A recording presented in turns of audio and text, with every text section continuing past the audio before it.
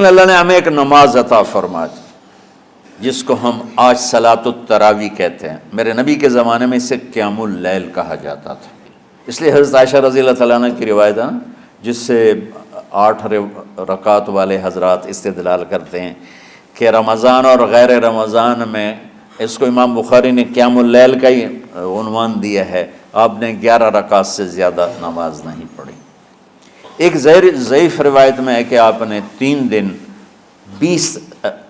دن پڑھائی نماز، یہ تو صحیح روایت ہے۔ کتنی رکعت پڑھائی؟ تو ایک ضعیف روایت میں ہے کہ 20 رکعت پڑھائی۔ اچھا، ضعیف روایت سے عبادت ثابت نہیں ہو سکتی حکم شرعی۔ تو جب حضرت عمر رضی اللہ تعالیٰ عنہ نے سب کو، اب میرے نبی کے دور میں 3 دن کے بعد آپ تو آئے نہیں کہ کہیں فرض نہ ہو جائے، تو صحابہ اپنے طور پر قرآن سنتے تھے ٹولیوں میں۔ صدیقی دور میں 2 سال وہ فتنوں میں گزرا، تو اس میں بھی اسی طرح چلا کہ ٹولیوں میں ہوتے تھے۔ حضرت عمر رضی اللہ عنہ کے زمانے میں حکومت مضبوط ہو گئی، طاقتور ہو گئے، تو ابتدائی سالوں میں نہیں، چند سالوں کے بعد اب مسجد میں تشریف لائے تو لوگ اس طرح کوئی 4 ادھر 4 ادھر 5 ادھر 10 ادھر 20 ادھر، تو کہنے لگے ان کو ایک امام پہ جمع کر دیا جائے تو کتنا اچھا ہوگا۔ تو آپ نے سب کو اکٹھا کیا اور ابی بن کعب رضی اللہ تعالیٰ عنہ کو امام بنایا اور سب کو ایک نماز پہ جمع کر کے 20 رکعت کا حکم عطا فرمایا۔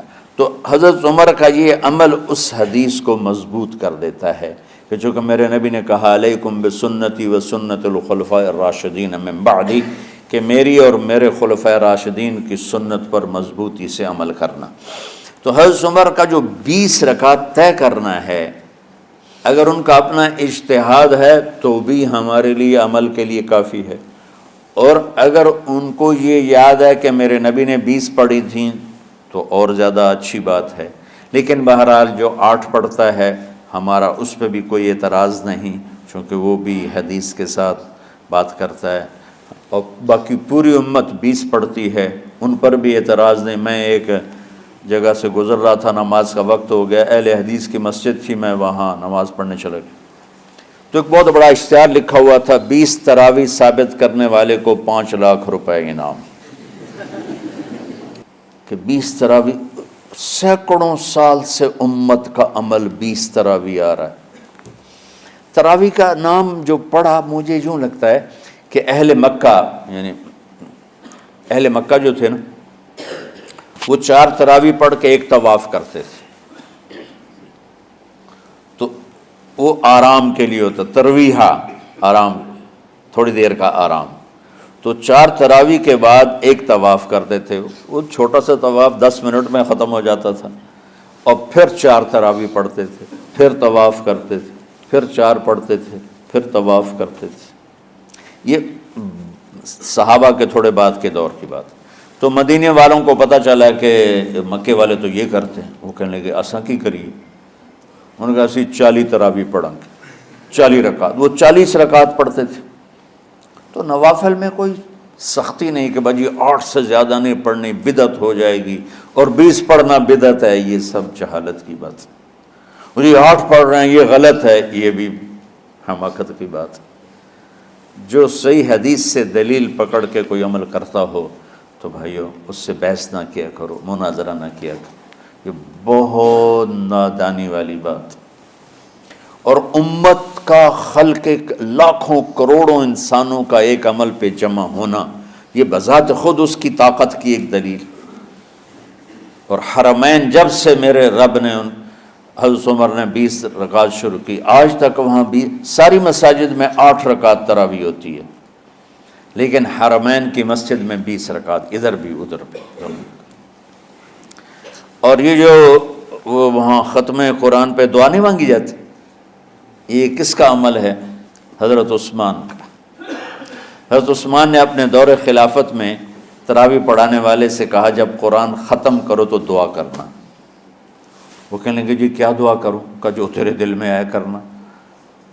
تو ختم قرآن کی رات تراویح کی آخری رکعت میں من الجنت والناس کے بعد دعا کے لیے ہاتھ اٹھانا، یہ حضرت عثمان رضی اللہ تعالیٰ عنہ نے اس کو زندہ فرمایا۔ اور امام دعا کرتا تھا 1 منٹ 10 منٹ 20 منٹ جتنے بھی، اور پیچھے لوگ آمین کہتے تھے۔ وطر کی جماعت نہیں ہوتی تھی، وطر کو باجماعت حضرت علی رضی اللہ تعالیٰ عنہ نے شروع کی کہ وطر کو بھی باجماعت پڑھا جائے، تو یہ ان کی سنت ہے کہ وطر کو باجماعت پڑھا گیا۔ تو اب یہ لہٰذا یہ سارے سنت جو کام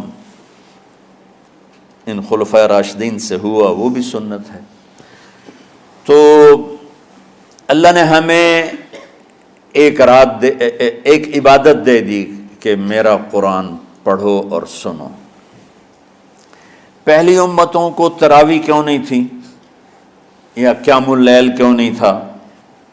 کہ ان کو اپنی کتاب یاد ہی نہیں ہوتی تھی، وہ اپنی کتاب کے حافظ نہیں ہوتے تھے، وہ اپنی کتاب یاد ہی نہیں کر سکتے تھے، صرف نبی کو یاد ہوتی تھی۔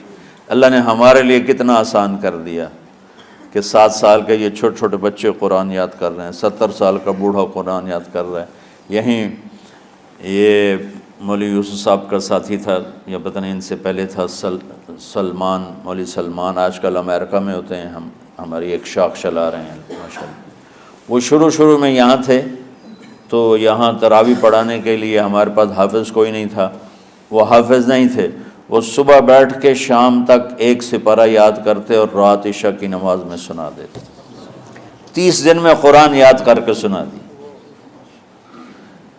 مطلب یہ سنی سنائی بات نہیں، ہمارے اسی حسنین، اسی ممبر اور محراب کی بات کہ یہیں اسی مسجد میں انہوں نے صبح سے مغرب تک یاد کرتے تھے اور پھر عشاء میں کھڑے ہو کے سنا دیتے تھے۔ پیچھے ہوتے تھے لقمہ کوئی دینے والا شاید، لیکن بہت خوبصورت پڑھ کے 1 دن میں یاد کر کے سنا دیا۔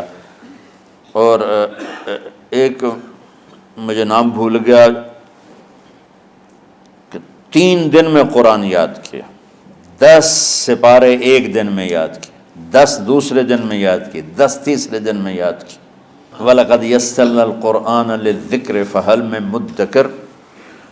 تو اللہ تعالیٰ نے اس کو نصیحت کے لیے بھی آسان کیا ہے اور یاد کرنے کے لیے بھی آسان کیا ہے۔ کوئی کتاب پہلے یاد نہیں ہوتی تھی کسی کو، ماشاءاللہ تم میں کتنے حفاظ بیٹھے ہیں اللہ کے فضل سے۔ تو اللہ نے ہمیں رات کی نماز عطا فرمائی، اور چونکہ یہ ایک مشقت ہے تو میرے نبی نے کہا یہ رات کی نماز کے ہر سجدے پر 1500 نیکی لکھی جاتی، 1500 نیکی لکھی جاتی۔ اور اللہ تعالیٰ ہر سجدے پر جنت میں ایک محل بناتا ہے جس کے 60,000 سونے چاندی کے دروازے ہوتے، اور ایک درخت اس کے لیے لگاتا ہے جس کے نیچے 100 سال گھوڑا دوڑ سکتا ہے۔ تو رمضان کا اہتمام آپ رجب سے شروع فرما دیتے تھے۔ میرے نبی نے 9 رمضان دیکھے، 9 رمضان اپنی زندگی میں، 9 رمضان۔ 10ویں رمضان سے پہلے آپ اللہ کے پاس تشریف لے گئے۔ آپ کی زندگی میں روزے فرض ہونے سے آپ کی وفات تک 9 رمضان گزرے، اور میں قربان جاؤں اپنے نبی پر، اپنی امت پہ کیسی شفقت تھی۔ آپ سحری کھاتے تھے بالکل آخری وقت، ادھر بلال اذان دے رہا ہے اور ادھر آپ آخری لقمہ کھا رہے ہیں، اور ادھر سورج نیچے ہوا اور آپ کھجور منہ میں۔ ایک آدمی اوپر کھڑا ہوتا تھا مدینے میں تو وہ چھت پہ، گھر کی چھت پہ کھڑا ہوتا تھا، سفر میں ہے تو وہ کسی پہاڑی پہ کھڑا ہوتا تھا۔ جو ہی سورج کا کنارہ نیچے جاتا اب فوراً وہ کہتا یا رسول اللہ قد غربت، تو آپ کھجور منہ میں ڈال لیتے تھے، یا پانی، کبھی پانی سے افطار فرماتے تھے، کبھی کھجور سے افطار فرماتے تھے، کہ میری امت پہ بھوک کا وقت کم سے کم آئے۔ آج کل جو یہ ہمارے افطاری کے اوقات ہیں نا، یہ سورج ڈوبنے کے بھی 2-2.5 منٹ بعد کے ہیں کہ احتیاطاً، ٹھیک ہے چلو احتیاط کر لو کوئی مسئلہ نہیں، لیکن اصل ہے ادھر چونکہ اب سورج ہمیں نظر ہی نہیں آتا ہے، اس طرح ہم گھرے ہوئے ہیں شہروں میں، دیہاتوں میں بھی اب اس طرح کا ماحول ہے کہ وہ نظر نہیں آتا ہے، تو بہتر کہ ادھر سورج غائب ہو، ادھر لقمہ منہ میں جائے، لیکن یہ تب ہے جب آپ نظر آ رہا ہو۔ اب جب آپ یہاں بیٹھے ہو حسنین میں تو یہاں تو کوئی سورہ نظر نہیں آئے گا، یہاں تو منار ہی نظر آئے گا، تو لہٰذا احتیاط ٹھیک۔ ہمارے اہل حدیث بھائی وہ 2 منٹ پہلے ہم سے افطار کرتے ہیں، تو بڑی اچھی بات ہے کہ سورج کے غروب ہونے کا جو اصل وقت ہے اس کے ساتھ ہی افطار کرنا۔ اور سحری میں ایک واقعہ سناتا ہوں، آپ سحری کھا رہے تھے، بکرے کی سری پکی ہوئی تھی، تو مولا علی رضی اللہ تعالیٰ عنہ اور عرباض بن ساریہ رضی اللہ تعالیٰ عنہ آپ کے ساتھ کھانا کھا رہے تھے، تو حضرت بلال ہے، یا رسول اللہ وقت ختم ہو گیا ہے، میں اذان دینے جا رہا ہوں، آپ برائے مہربانی کھانا پینا بند کریں۔ اور یہ کہہ کر چلے گئے۔